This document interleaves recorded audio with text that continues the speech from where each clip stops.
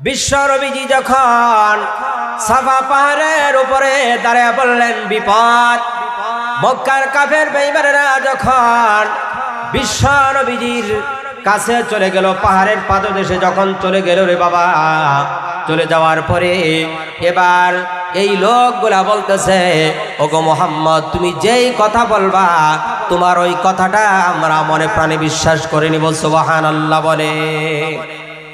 আমার বাবারে, এবার নবীজি আমার ডেকে ডেকে বললেন, তোমরা তো চন্দ্রের পূজা করো, সূর্যের পূজা করো, গাছের পূজা করো, 360টা মূর্তি কাবায় হেরেমের ভিতরে ঢুকায় সেগুলা উলঙ্গ হইয়া তার পূজা অর্চনা তোমরা করো।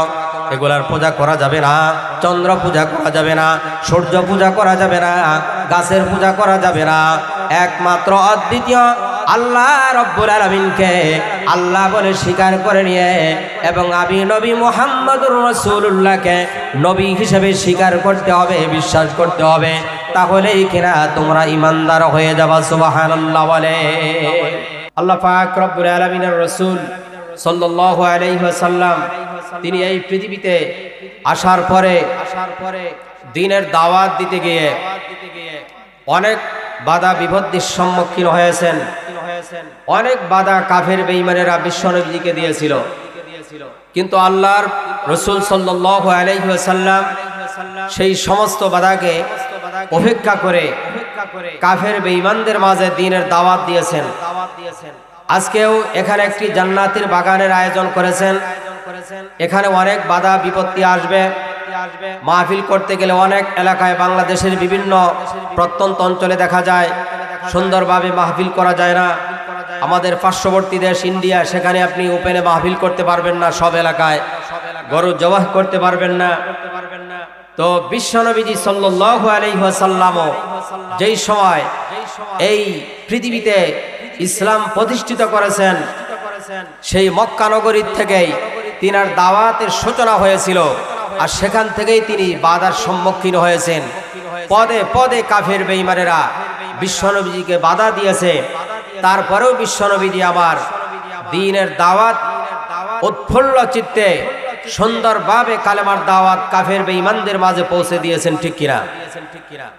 বিশ্বনবীজি সাল্লাল্লাহু আলাইহি ওয়াসাল্লাম এমন ভাবে কালেমার দাওয়াত দিয়েছেন যে দাওয়াত কাফের বেঈমানেরা শুনবে তো দূরের কথা, তারা নবীজিকে দূর দূর করে তাড়িয়ে দিত, অবজ্ঞা করত, হাসি ঠাট্টা করত, বিদ্রুপ করত। কাবায় হাতিমে বিশ্বনবীজি নামাজ পড়ার কারণে উটের নারী বুড়ি বিশ্বনবীজির মাথার মধ্যে চাপায়া দিত।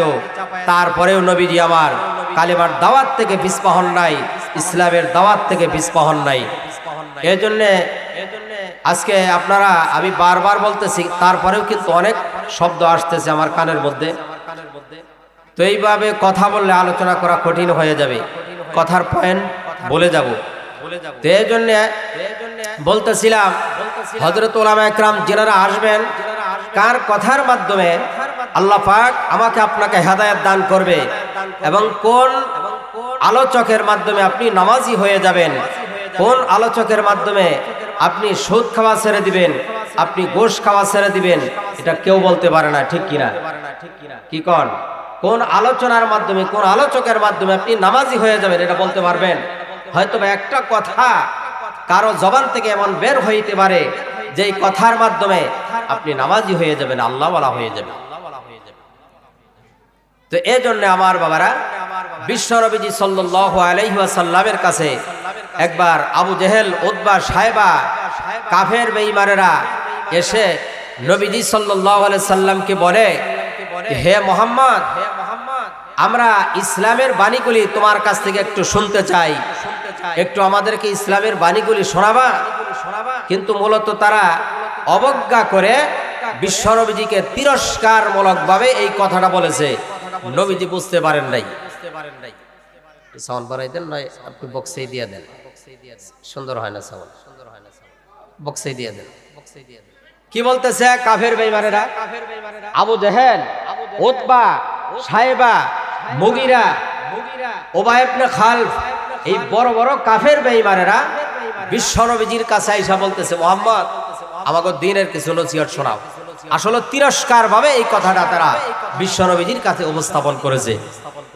বিশ্বনবীজি আমার কথাটা বুঝতে পারেন নাই যে তারা আসলে তিরস্কারমূলক ভাবে কথা বলেছে। নবীজি আমার তাদেরকে হুজরা খানার ভিতরে নিয়ে এরকম ভাবে দিনের আলোচনাগুলি সুন্দরভাবে তাদেরকে শোনাইতে লাগলেন। সুবহানাল্লাহ বলেন।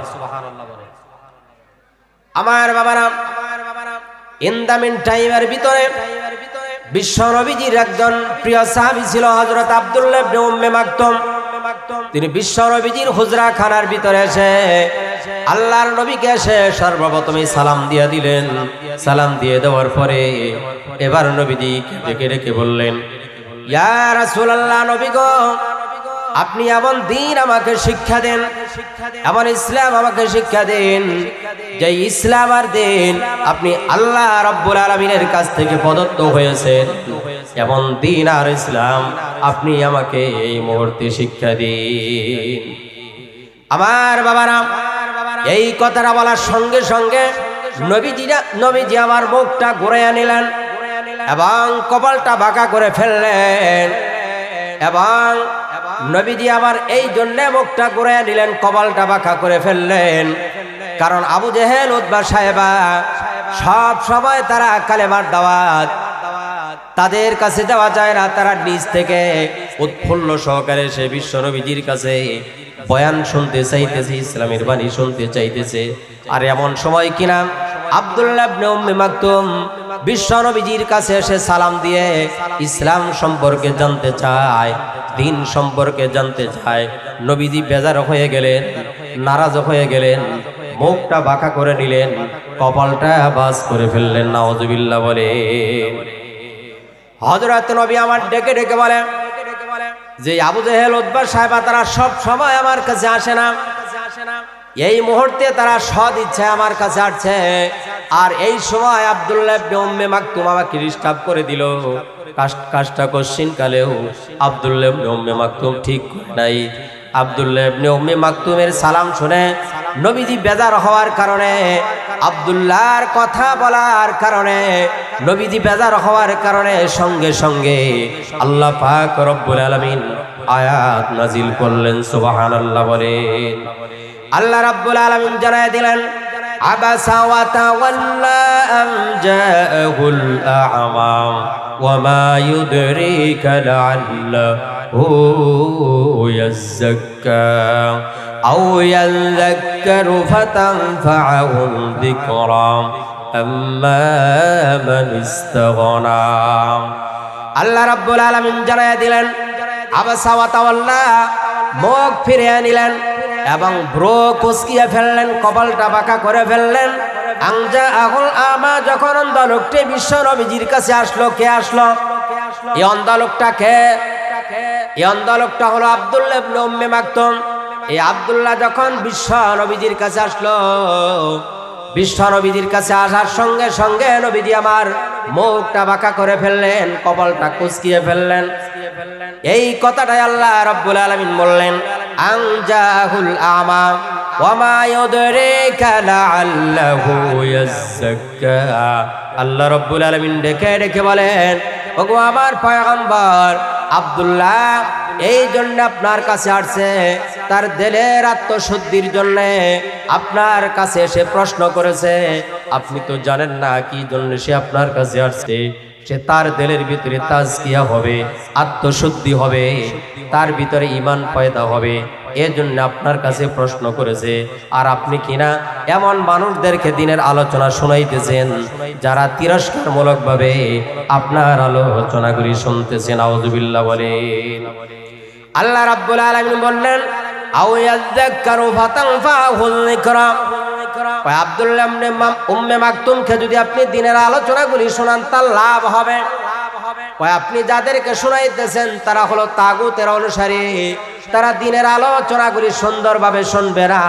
আপনি তাদেরকে দিনের আলোচনা শোনাইতেছেন, তাদেরকে শোনাইলে কোনো লাভ নাই। এরপরে আল্লাহ রাব্বুল আলামিন নাজিল করলেন, ওয়া আনজির আশীরাতাকাল আকরাবিন। আল্লাহু আকবার বলেন। আমার বাবারা, আল্লাহ রাব্বুল আলামিন যখন এই আয়াতে কারিমা নাজিল করলেন, এই আয়াতে কারিমা নাজিল করার পরে এখানে আল্লাহ রাব্বুল আলামিন সুন্দর করে বলে দিয়েছেন ওয়া আনজির আশিরাতাকাল আকরাবিন, তোমার নিকটবর্তী যারা তাদেরকে কাছে আগে দিনের দাওয়াত নিয়ে যাও, তোমার কাছে যারা তাদেরকে নামাজের দাওয়াত আগে দাও, তোমার নিকটবর্তী যারা তাদেরকে হজের দাওয়াত দাও, যাকাতের দাওয়াত দাও, নামাজের দাওয়াত দাও। তবলিগের ভাইয়েরা মসজিদের মধ্যে আসে, আমরা বলি আগে হিন্দুদের দাওয়াত দেখ, না না, আল্লাহ রাব্বুল আলামিন বলে দিয়েছেন তোমার নিকটবর্তী যারা তাদেরকে আগে দাওয়াত দাও। আবু জেহেলকে আগে দাওয়াত দেওয়ার জন্য বলা হয়েছে, উতবাকে আগে দাওয়াত দেওয়ার জন্য বলা হয়েছে, সাইবাকে আগে দাওয়াত দেওয়ার জন্য বলা হয়েছে। এই আয়াত নাজিল হওয়ার পরে নবীজি আবার সাফা পাহাড়ের উপরে দাঁড়িয়ে গেলেন। সাফা পাহাড়ের উপর দাঁড়ায়া তিনি বলতে লাগলেন বিপদ বিপদ বিপদ। এই বিপদ বিপদ বলে তিনি সাফা পাহাড়ের উপর দাঁড়ায়া জোরে জোরে ডাকতে লাগলেন। মক্কার কাফির বেঈমানেরা মনে করলো মুহাম্মদ কি বিপদের কথা বলে, না জানি কি বিপদ হয়েছে, মুহাম্মদের কাছে যেয়ে দেখি মুহাম্মদ কি বলতে চায়। এবার মক্কার কাফির বেঈমানেরা আবু জেহেল উতবা সাইবা যখন বিশ্ব নবীজির কাছে চলে গেল, পাহাড়ের পাদদেশে যখন দাঁড়ালো, পাহাড়ের পাদদেশে দাঁড়ানোর পরে নবীজি আবার ডেকে ডেকে বললেন ও মক্কার কুরাইশগণ, আমি যদি বলি এই পাহাড়ের পিছনে একদল শত্রু আছে তোমাদেরকে ঘায়েল করার জন্য দাঁড়িয়ে আছে, তোমরা কি আমার কথা বিশ্বাস করবা? নবীজি আবু জেহেলকে বলতেছে, মক্কার লোকদেরকে বলতেছে, কয় আমি মুহাম্মদ যদি বলি এই পাহাড়ের পিছনে শত্রু দাঁড়ানো আছে, লোক দাঁড়ানো আছে, তোমাদেরকে হত্যা করার জন্য তারা ফন্দি করতেছে, তোমরা কি আমি মুহাম্মদের কথা বিশ্বাস করবা? সমস্ত লোক করে এক সুরে ডেকে ডেকে বলল ওগো মুহাম্মদ, তোমাকে আমরা আল আমিন বলে উপাধি দিয়েছি, বিশ্বাসী বলে উপাধি দিয়েছি, তুমি যেই কথা বলেছ অবশ্যই সত্য কথাই বলবা। সুবহানাল্লাহ বলেন। তুমি যেই কথা বলছ বা বলবা এই কথা সত্য কথাই হবে। পাহাড়ের পিছনে যদি শত্রু থাকে এই কথা তুমি যদি বলে থাকো তাহলে আমরা বিশ্বাস করব। একটু জিকির করি লা ইলাহা, জোরে লা ইলাহা, হো লা ইলাহা, হো লা ইলাহা ইল্লাল্লাহ, লা ইলাহা, হো লা ইলাহা। তারা বরাই নীল আসমান দেখে জোড়াই প্রভু আমারি প্রাণ, তারা বরাই নীল আসমান দেখে জোড়াই প্রভু আমারি শান। এমন করে কে সাজালো, এমন করে কে সাজালো, আল্লাহ মহান তুমি তোমারি তো দান। লা ইলাহা, হো লা ইলাহা, হো লা ইলাহা ইল্লাল্লাহু মুহাম্মাদুর রাসূলুল্লাহ। জোরে সুরে বলেন সাল্লাল্লাহু আলাইহি ওয়াসাল্লাম। আমার বাবারা বলতেছিলাম বিশ্ব নবীজি যখন সাফা পাহাড়ের উপরে দাঁড়িয়ে বললেন বিপদ, মক্কার কাফের বেঈমানেরা যখন বিশ্ব নবীজির কাছে চলে গেল, পাহাড়ের পাদদেশে যখন চলে গেল রে বাবা, চলে যাওয়ার পরে এবার এই লোকগুলা বলতেছে ওগো মুহাম্মদ, তুমি যেই কথা বলবা তোমার ওই কথাটা আমরা মনে প্রাণে বিশ্বাস করে নিব। সুবহানাল্লাহ বলে। আমার বাবারে এবার নবীজি আবার ডেকে ডেকে বললেন তোমরা তো চন্দ্রের পূজা করো, সূর্যের পূজা করো, গাছের পূজা করো, 360টা মূর্তি কাবায়ে হেরেমের ভিতরে ঢুকাইয়া সেগুলা উলঙ্গ হইয়া তার পূজা অর্চনা তোমরা করো। এগুলার পূজা করা যাবে না, চন্দ্র পূজা করা যাবে না, সূর্য পূজা করা যাবে না, গাছের পূজা করা যাবে না। একমাত্র অদ্বিতীয় আল্লাহ রব্বুল আলামিনকে আল্লাহ বলে স্বীকার করে নিয়ে এবং আমি নবী মুহাম্মদুর রাসূলুল্লাহকে নবী হিসেবে স্বীকার করতে হবে, বিশ্বাস করতে হবে, তাহলেই কিনা তোমরা ইমানদার হয়ে যাবা। সুবহানাল্লাহ বলে। কয় আল্লাহকে আল্লাহ বলে স্বীকার করতে হবে। কয় গাছের পূজা করা যাবে না, চন্দ্রের পূজা করা যাবে না, সূর্যের পূজা করা যাবে না, কয় আল্লাহকে আল্লাহ বলে বিশ্বাস করতে হবে, আমি নবী মুহাম্মদকে রাসূল হিসাবে বিশ্বাস করতে হবে, তাহলেই তোমরা ঈমানদার হবা। এই কথা বলার সঙ্গে সঙ্গে আবু জেহেল উতবা সাহেবা তাদের মাথা, সকলের মাথা নিচের দিকে চলে গেছে। আল্লাহু আকবার বলে। সকলের মাথা বান নিচের দিকে দিয়া দিছে। কয় মুহাম্মদ তো সব সময় সত্য কথা বলে, মুহাম্মদের কথা আমরা বিশ্বাস করি। আর আলামিন উপাধিটা তো, এই উপাধি আমরাই তো মুহাম্মদকে দিয়েছি। আলামিন মানে বিশ্বাসী, সত্যবাদী। কয় মুহাম্মদ যেই কথা বলছে এই কথার কোনো জবাব নাই। সকলে মাথা নিচের দিকে দিছে, কেউ মাথা উপরের দিক দিয়া দেয় নাই। কিন্তু এর মধ্যে থেকে আল্লাহ পাকের এক নাফরমান ওই লোকটা মাথা নিচের দিকে দেয় নাই। নাউজুবিল্লাহ বলে। আবার বাবারে, আল্লাহ পাকের এই নাফরমান সে মাথা নিচের দিকে দেয় নাই। নাউজুবিল্লাহ বলেন। আর এই নাফরমান হাতের মধ্যে একটা পাথর নিয়ে আবু লাহাব এবার কি করলো, হাতের মধ্যে একটা পাথর নিল রে বাবা। পাথর নিয়া সঙ্গে সঙ্গে বিশ্ব নবীজির নূরানি চেহারার মধ্যে একটা ঢেল মেরে দিলেন। নাউজুবিল্লাহ বলে। কে বললেন, তাব্বাল্লাকা আলিহাযা দাআউতানা। ওগো মুহাম্মদ, তুমি ধ্বংস হয়ে যাও। তুমি এজন্যই বুঝি এখানে আমাদেরকে আহ্বান করেছো, এজন্যই বুঝি আমাদেরকে এখানে তুমি ডেকেছো। এই কথা বলার সঙ্গে সঙ্গে নবীজি মনের মধ্যে বড় আঘাত পাইলেন।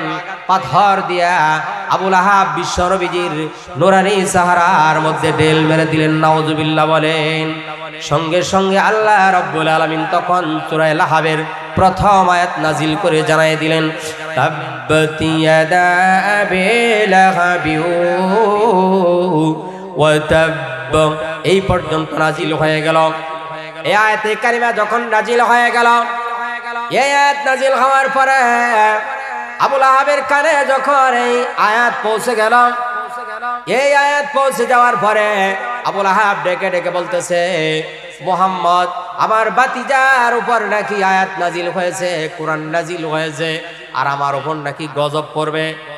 এই আয়াত যদি সত্যি মুহাম্মদের উপর নাজিল হয়ে থাকে, আমার যত সন্তান সন্ততি আছে সব কিছু ফেদুয়া দিয়া মুহাম্মদের গজব থেকে আমি পরিত্রাণ নিয়ে নিব। নাউজুবিল্লাহ বলে। মুহাম্মদের প্রতি আয়াত নাজিল হয়েছে, কোন আয়াত? কয় তাব্বাত ইয়াদা আবি লাহাবি ওয়া তাব।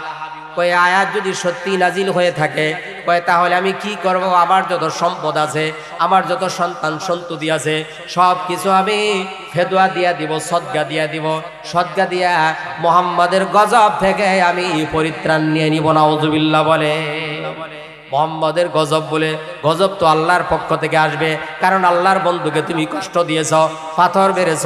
পাথর মারার কারণে আল্লাহ রাব্বুল আলামিন বেজার হয়ে গেছেন। বেজার হয়ে যাওয়ার কারণে সঙ্গে সঙ্গে এই আয়াত কারিমা নাজিল হয়ে গেল। এই আয়াতের মধ্যে আল্লাহ রাব্বুল আলামিন বললেন, তাব্বাত ইয়াদা আবি লাহাবি ওয়া তাব। ধ্বংস হোক আবু লাহাবের দুই হাত এবং সে নিজেও। নাউজুবিল্লাহ বলেন। কয় ধ্বংস হোক আবু লাহাবের দুই হাত এবং সে নিজেও, কারণ এই হাত দিয়া বিশ্ব নবীজির নূরানি চেহারার মধ্যে পাথর দিয়া ঢেল মেরে দিয়েছে। আবু লাহাবে যখন ঢেল মারি দিলেন, এর আগে বিশ্ব নবীজিকে কেউ কোনোদিন প্রহার করে নাই, পাথর দিয়া মারে নাই। উটেন নারী বুড়ি এর আগে কেউ কোনোদিন নবীজির মাথার মধ্যে দিতে পারে নাই। সকলেই বিশ্ব নবীজিকে আদর করে দিয়েছে। যখন থেকে কালেমার দাওয়াত দেওয়া শুরু করলেন, তখন থেকেই বিশ্ব নবীজির উপর অকথ্য ভাষায় গালিগালাজ এবং বিভিন্নভাবে নির্যাতন শুরু হয়ে গেল। নাউজুবিল্লাহ বলে। জিকির করে লা ইলাহা ইল্লাল্লাহ, লা ইলাহা লা ইলাহা লা ইলাহা ইল্লাল্লাহ মুহাম্মাদুর রাসূলুল্লাহ। জোরে সোরে বলেন সাল্লাল্লাহু আলাইহি ওয়াসাল্লাম। আমার বাবারা বলতেছিলাম, এবার আবু লাহাবের প্রতি যখন এই আয়াত কারিমা নাজিল হয়ে গেল, নাজিল হয়ে যাওয়ার পরে এবার আবু লাহাব এই কথাগুলি বলতে লাগলো। সঙ্গে সঙ্গে আল্লাহ রাব্বুল আলামিন পরের আয়াত নাজিল করলেন, মা আগনা আনহু মালুহু ওয়া মা কাসাব। ওই আবুল আহাবের ধন সম্পত্তি, তার যত সন্তান আছে, যত সম্পদ আছে, এই সমস্ত কিছু একটাও কাজে লাগবে না। তার যত সম্পত্তি আছে তার একটাও কাজে লাগবে না, সব বিনষ্ট হয়ে যাবে। আল্লাহ পাক রব্বুল আলামিন, আল্লাহ পাক রব্বুল আলামিন তার সমস্ত সম্পত্তিগুলো আল্লাহ তাআলা গজব নাজিল করবেন, তার একটা ইঙ্গিত আগেই দিয়া দিলেন। সভাপতি আলহামদুলিল্লাহ, আজকের এই মাহফিলের সভাপতি সাহেব যিনি, আজকে এখানে একটা পোস্টার থাকলে ভালো হইতো। যাই হোক, সভাপতি আলহাজ মোহাম্মদ চান মাহমুদ সাহেব, উনি এইমাত্র এসে উপস্থিত হলেন। আমরা সকলে আলহামদুলিল্লাহ বলি। আল্লাহ পাক রব্বুল আলামিন সভাপতি সাহেবকে এখানে আসা বসার সুযোগ করে দিয়েছেন। আল্লাহ পাক রব্বুল আলামিন নেক হায়াত দান করুক, সকলে আমিন বলেন। জিকির করি লা ইলাহা ইল্লাল্লাহু লা ইলাহা লা ইলাহা ইল্লাল্লাহু লা ইলাহা লা ইলাহা ইল্লাল্লাহু মুহাম্মাদুর রাসূলুল্লাহ। জোরে শিরে বলেন সাল্লাল্লাহু আলাইহি ওয়াসাল্লাম। আবার বাবারা বলতেছিলাম, বিশ্ব নবীজির নুরানি চেহারার মধ্যে যখন আবুল আহাব পাথর দিয়া ঢিল মেরে দিল রে বাবা, এবার আবুল আহাব বলে, ডেকে ডেকে বলে, মুহাম্মাদের প্রতি যে আয়াত নাজিল হয়েছে এটা যদি সত্যি হয়ে থাকে, আবার সমস্ত সম্পত্তি আমি সদকা দিয়া মুহাম্মাদের গজব থেকে আমি পরিত্রাণ নিয়ে নিব, নাউজুবিল্লাহ বলে। আমার বাবার এবার হযরত নবী আবার দৌড়াইয়া তিনি কাবায়ে হেরেবের মধ্যে চলে গেলেন। কাবায়ে হেরেবের মধ্যে যখন গেলেন, কাবায়ে হেরেবের মধ্যে যে মনের মধ্যে বড় ব্যথা নিয়ে তিনি কান্না করতেছে, কাবায়ে হেরেবের মধ্যে চলে গেলেন। এদিক দিয়ে আবুল আহাবের বিবি উম্মে জামিলা হাতের মধ্যে পাথর নিয়ে বিশ্ব নবীজিকে মারার জন্য কাবায়ে হেরেবের মধ্যে দৌড়াইয়া চলে গেছে, নাউজুবিল্লাহ বলেন। আমার বাবারে এবার আবুল আহাবের বিবি উম্মে জামিলা যখন কাবায়ে হেরেবের মধ্যে গেল, হযরত আবু বকর ডেকে ডেকে বলে, ইয়া রাসূলুল্লাহ, নবী গো, ওই যে আবুল আহাবের বিবি উম্মে জামিলা খুব অগ্নিমর্ষা হইয়া রাগ নিয়া আমাদের দিকে আসতেছে গো নবী। তাফসীরে জালালাইনের ভিতরে এইভাবে এই ঘটনার উদ্ধৃতি দেওয়া হয়েছে, ওই রাগ নিয়ে আসতেছে, এবার কি করা যায় গো নবী? নবী আবার ডেকে বলেন, আবু বকর, চিন্তা করো না, আবুল আহাবের বিবি উম্মে জামিলা আমাদেরকে দেখতে পারবে না। সুবহানাল্লাহ বলে। আবুল আহাবের বিবি আমাদেরকে দেখতে পারবে না। এবার আবুল আহাবের বিবি দৌড়াইয়া বিশ্ব নবীজির কাছে চলে গেল। হযরত আবু বকরকে সামনে ডেকে ডেকে বলতেছে, গো আবু বকর, তোমার বন্ধু মুহাম্মদ কোথায়? সে নাকি আমার বিরুদ্ধে কুৎসা রটনা করে, আমার বিরুদ্ধে নাকি বদনাম রচনা করে। কয়, তোমার বন্ধু মুহাম্মদ কোথায়? অথচ নবীজি ওই আবুল আহাবের বিবির সামনেই বসা। নবীজি কথা বলতেছে না, কথা বললে বলতে পারে। নবীজি ফু দিলে উম্মে জামিলা উড়ে যাবে, তার প্যারালাইসিস হয়ে যাবে, অসুস্থ হয়ে যাবে। নবীজি বিশৃঙ্খলা চান না, কিন্তু তিনি বললেন আবু বকরকে, আবু বকর রে, তুমি চিন্তা করো না, আবুল আহাবের বিবি উম্মে জামিলা আমাকে দেখতে পারবে না। সুবহানাল্লাহ বলে। রহমতে আলম নবী সৈয়দুল আম্বিয়া নবী আখিরি জামানা পাপি তোরাইতে বিজে দিলেন রব্বানা, পাপি তোরাইতে বিজে দিলেন রব্বানা। নবী বাদশা তো জাহান, উম্মতের লাগে সদায় থাকতেন পেরেশান। ইয়া উম্মতি হাবলি বলে, ইয়া উম্মতি হাবলি বলে সদায় হইতেন দেওয়ানা। পাপি তোরাইতে বিজে দিলেন রব্বানা। আল্লাহু আকবার বলেন। আমার বাবারা বলতেছিলাম, নবীজি দিনের দাওয়াত দিয়া কাবায়ে হেরেবের মধ্যে থাকতেন, কাবায়ে হেরেবের মধ্যে কোরআনে কারীমের তেলাওয়াত করতেন রে বাবা। আবুল আহাবের বিবি উম্মে জামিলা যখন আসছে, আসার পরে নবীজির সামনেই বসা, কিন্তু আবুল আহাবের বিবি দেখতেছে না, দেখতে পারতেছে না। আল্লাহ তাআলা চোখের আলো, নবীজিকে দেখার আলো বন্ধ করে দিয়েছে। সুবহানাল্লাহ বলেন।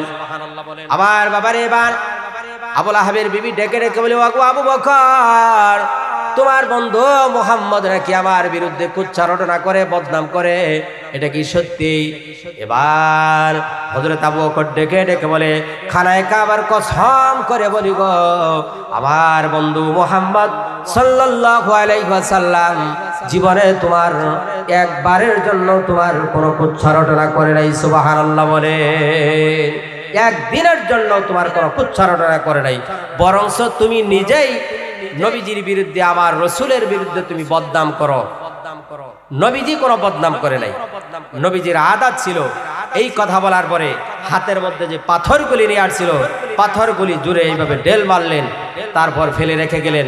নবীজি আবার কাওয়ায় হেরেবের মধ্যে বসা আছে, কথাগুলি শুনতেছে, অবলোকন করতেছে, দেখতেছে, কিন্তু আবুল আহাবের বিবে সে দেখতেছে না। আল্লাহ পাক রব্বুল আলামিন সেই মৌজিদা রসুলকে দিয়েছিলেন। রসুলকে হাজারের উপরে মৌজাদা দিয়েছিলেন। সমস্ত নবী রসুলকে যেই মৌজাদা দিয়েছিলেন, আমার আপনার নবী বিশ্ব নবী মুহাম্মদুর রাসূলুল্লাহ সাল্লাল্লাহু আলাইহি ওয়াসাল্লামকে তার চাইতে বেশি মৌজাদা দিয়েছিলেন। সুবহানাল্লাহ বলে।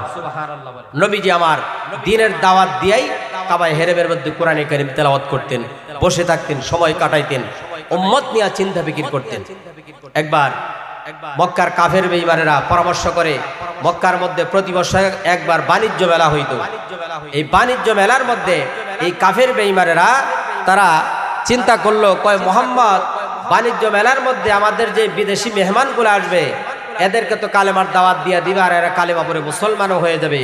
কাজে একটা কাজ করা যায়, আমাদের মক্কার চতুর্পাশে যে গেটগুলি হবে, প্রত্যেকটা গেটের মধ্যে লোক নিয়োজিত থাকবে, আর তারা বলে দিবে আমাদের মক্কার ভিতর একজন পাগল আছে, যার নাম হলো মুহাম্মদ। নাউজুবিল্লাহ বলেন।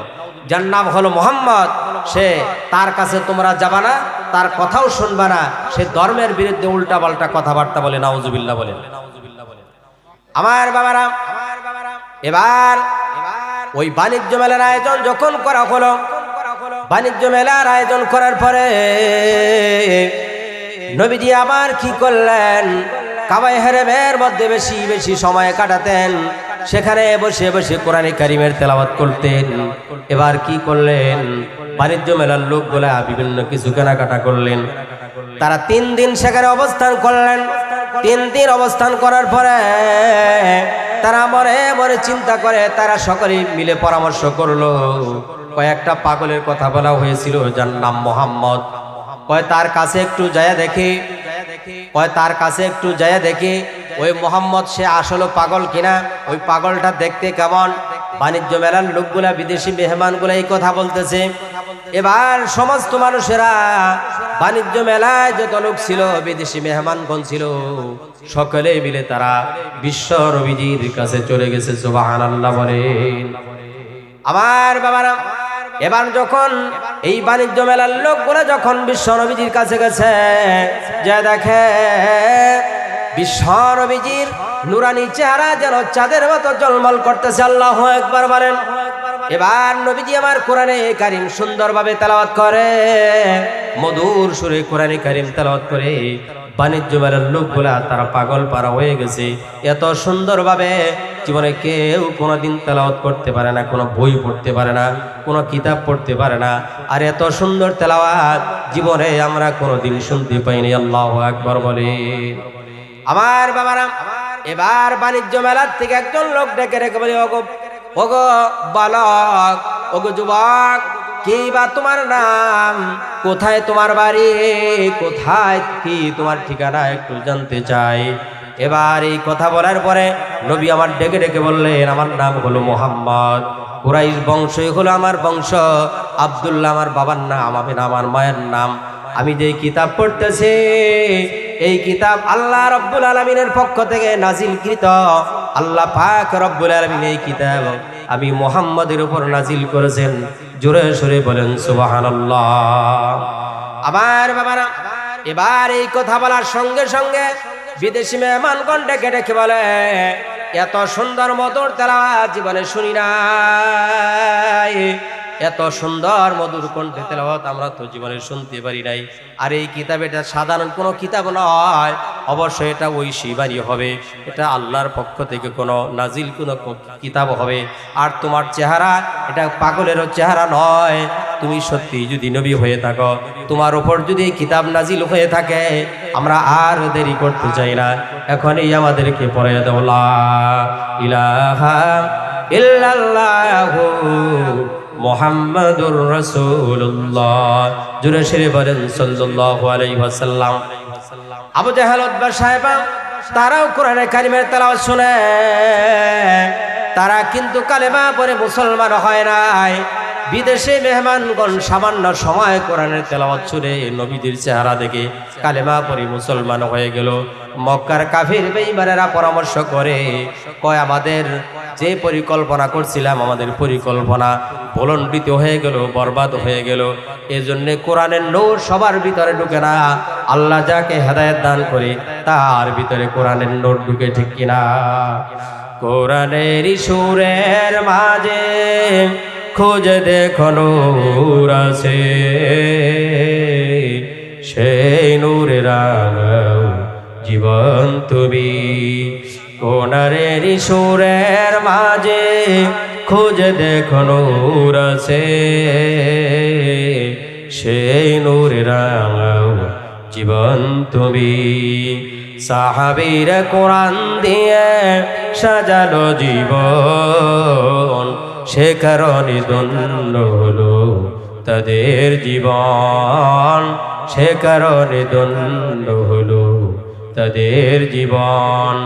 কোরআন তো শুনেছিল আবু জেহেল, কোরআন তো শুনেছিল আবু জেহেল, নসিব হয়নি ঈমান তাদের, নসিব হয়নি ঈমান তাদের। আল্লাহু আকবার বলেন।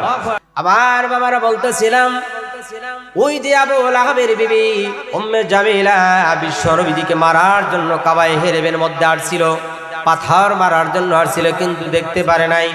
এবার আবু লাহাবের বিবি যখন এইভাবে রাগ নিয়ে বাড়ির ভিতরে চলে গেল রে বাবা, বাড়ির ভিতরে চলে যাওয়ার পরে এবার আবু লাহাবের বিবি সন্তানদের ডেকে ডেকে বলে, ও সন্তানেরা, আজ থেকে মুহাম্মাদের যে দুই কন্যাকে তোমরা বিবাহ করেছ, একজন হলো জয়নব আর একজন হলো কুলসুম, একজন হলো জয়নব আর একজন হলো কুলসুম। আবু লাহাবের দুই সন্তান, একজন ছিল উতবা এবং উতায়বা। এই উতবা উতায়বা বিশ্ব নবীজির দুই কন্যাকে তারা দুই ভাই বিবাহ করেছিল। আল্লাহু আকবার বলে। বলতে পারেন যে আবু লাহাবের ছেলের কাছে বিশ্ব নবীজির কন্যা কি জন্য বিবাহ দিলেন? ওই জামানায় একটা জায়েজ ছিল রে বাবা, এই জন্যই নবীজি আমার আবু লাহাবের দুই ছেলের কাছে উতবা এবং উতায়বার কাছে, একজনের কাছে কুলসুম আর একজনের কাছে রুকাইয়াকে বিয়ে দিয়েছিলেন। সুবহানাল্লাহ বলেন। এবার এই ঘটনা যখন হয়ে গেল, এই ঘটনা হয়ে যাওয়ার পরে এবার আবু লাহাবের বিবি বাড়ির মধ্যে যায় সন্তানদের ডেকে ডেকে বলে, ও সন্তানরা, আজকের দিনের ভিতরে মুহাম্মাদের দুই কন্যাকে তালাক দিয়া দিতে হবে। আল্লাহু আকবার বলে। কয় মুহাম্মাদের দুই কন্যাকে তালাক দিয়া দিতে হবে। কয় তার কাছে নাকি আমাদের বিরুদ্ধে আয়াত নাজিল হয়েছে, কোরআনে কারিমের মধ্যে আয়াত নাজিল হয়ে গেছে, কয় আজকের দিনের ভিতরে তালাক দিয়া দিতে হবে। আমার বাবার এবার হযরত নবীজি সাল্লাল্লাহু আলাইহি ওয়াসাল্লাম তিনি সেখান থেকে বাড়ির মধ্যে চলে গেলেন। বাড়ির মধ্যে চলে যাওয়ার পরে আবু লাহাবের এক সন্তানের নাম ছিল উতায়বা। উতায়বা দৌড়াইয়া নবীজির বাড়িতে চলে গেছে। নাউজুবিল্লাহ বলেন।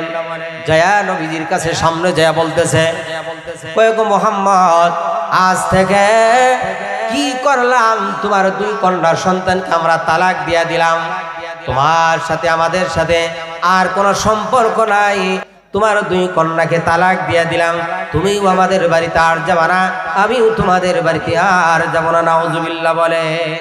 কয় তুমি আমাদের বাড়িতে আর যাবা না, আমিও তোমাদের বাড়িতে আর আসবো না, তোমাদের দুই কন্যাকে তালাক দেওয়া হলো, আজকের থেকেই সম্পর্ক বিচ্ছিন্ন করা হলো। শুধু এই কথা বলেই ক্ষান্ত করলো না রে বাবা। এবার আবু লাহাবের এই সন্তান উতায়বা বিশ্ব নবীজির এই কাপড়ের মধ্যে ধরে, পাঞ্জাবির মধ্যে ধরে এত জোরে টান মারল, টান দিয়া বিশ্বনবীজির জামাটা ছিঁড়ে ফেললো এবং যাওয়ার সময় বিশ্বনবীজির নুরানি চেহারার দিকে থুতু নিক্ষেপ করে চলে গেল। নাউজুবিল্লাহ বলে। বিশ্বনবীজির নুরানি চেহারার মধ্যে থুতু নিক্ষেপ করে চলে গেছে আর বলতেছে, আজ থেকে তোমার সাথে সম্পর্ক ছিন্ন করা হলো, তুমি আমাদের বাড়িতে যাবে না, আমি তোমাদের বাড়িতে যাব না, তোমার দুই কন্যাকে তালাক দেওয়া হলো, আজকের থেকে সমস্ত সম্পর্ক বিচ্ছিন্ন হয়ে গেল। আমার বাবার এবার আল্লাহর নবী সাল্লাল্লাহু আলাইহি সাল্লাম তিনি দোয়া করলেন, ওগো রব্বুল আলামিন, তোমার কুকুরদের মধ্য থেকে একটা কুকুরকে তার উপর তুমি বিজয় দান কইরা দাও। এই কুকুর বলতে নবীজি আমার ভাগ বুঝাইছেন। কি বুঝাইছেন? ভাগ বুঝাইছেন। কয় তোমার কুকুরদের মধ্য থেকে একটা কুকুরকে এই খবিজের উপরে তুমি বিজয় দান করে দাও। এই কথা বলার পরে ওই লোকটা বাড়িতে চলে গেছে, আবুল আহাবের ছেলে উতাইবা বাড়িতে চলে গেছে। বাড়িতে চলে যাওয়ার পরে এবার আবুল আহাব কয়েকদিনের ভিতরে ব্যবসায়িক মাল নিয়ে সিরিয়ায় যাবে, এই ধরনের সে ব্যবস্থা করলো, এই ধরনের বন্দোবস্ত করলো।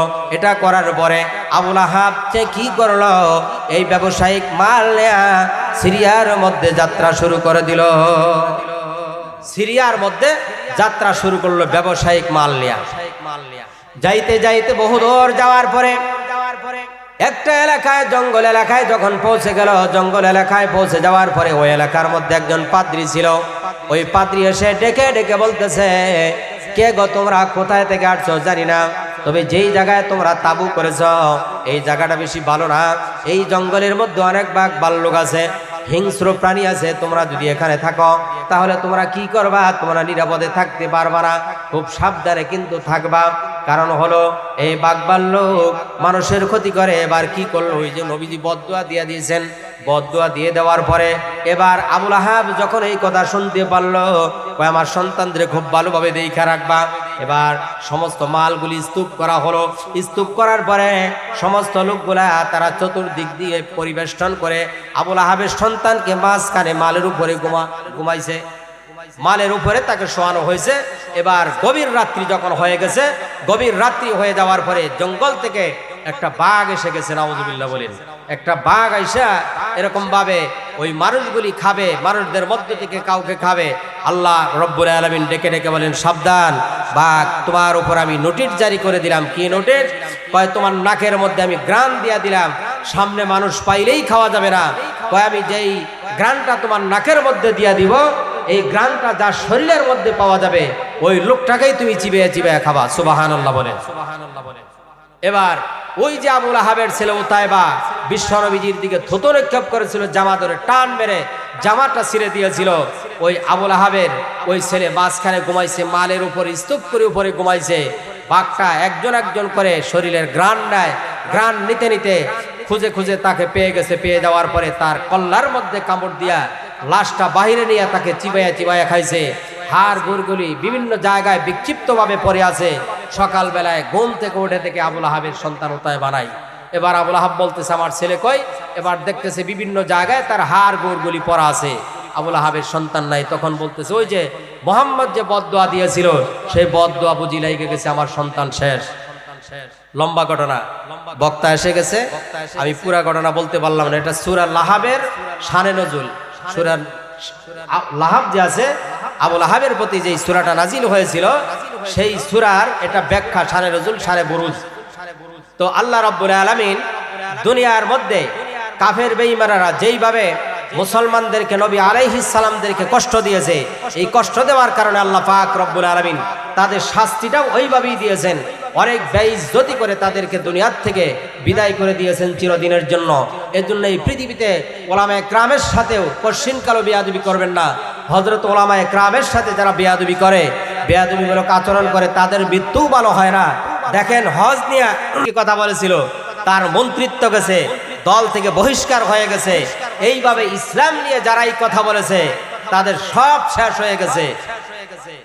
এইভাবে শেখ হাসিনাও শুধু একটা কথা বলার কারণে তার দেশ থেকে পলায়ন করতে হয়েছে। এজন্য আলেমদের সাথে বেয়াদবি করতে নাই। কারণ অনেক ওলামায়ে কেরামকে, নিরীহ আলেমদেরকে জেলখানার মধ্যে এমন ভাবে টুকাইয়া দিয়েছিল, তাদের কোনো দোষ নাই, তাদের কোনো অপরাধ নাই। এই নিরপরাধ আলেমদেরকে জেলখানার মধ্যে ঢুকাইয়া তাদেরকে দিনের পর দিন অত্যাচার করেছে।